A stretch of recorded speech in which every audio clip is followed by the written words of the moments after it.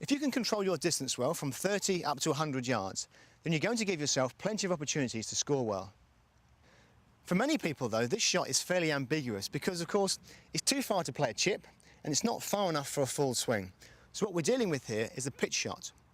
Now with the pitch shot we're using our wedges, so that's our pitching wedge. Some of you will have a gap wedge, a sand wedge and maybe even a lob wedge. Now before we get into the actual action and how we play this shot, it's important to know how far each of those clubs go when you make a full swing.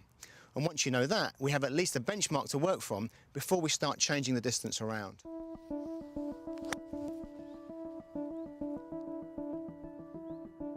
The setup for a pitch is very similar to a chip. So I'll have the ball in the middle or slightly behind that in my stance. You can see my stance is fairly narrow.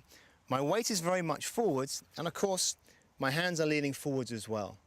Throughout the swing it's very important that I don't move my weight around but in actual fact keep my weight planted on that left foot. In my backswing I'm going to turn my chest and you'll see that my arms will form our familiar L shape. So my lead arm is extended and my wrists are hinged. Now from here it's absolutely crucial that you are committed and the club and your body are accelerating confidently through to the same shape on the other side. If at any point your body slows down and your hands and arms continue and overtake, then you're going to get really random strikes, so fat shots and top shots.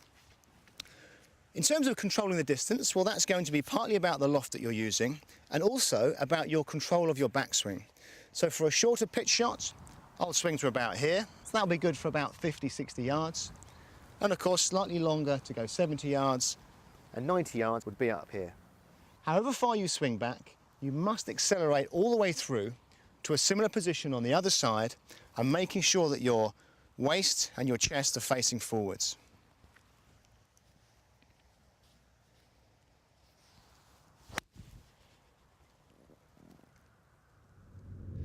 When I'm pitching, my intentions are always to drive the ball low and forwards and just trust the loft of the club to get the ball in the air. That way I'm going to create the correct movement and the correct alignment through impact, so with the hands leading the club head and my weight on my front foot. If you're trying to get the ball up in the air in any way, you'll end up off your back foot and with this really messy structure of your hands and arms. So I'll lean forwards and try and drive the ball forwards as well.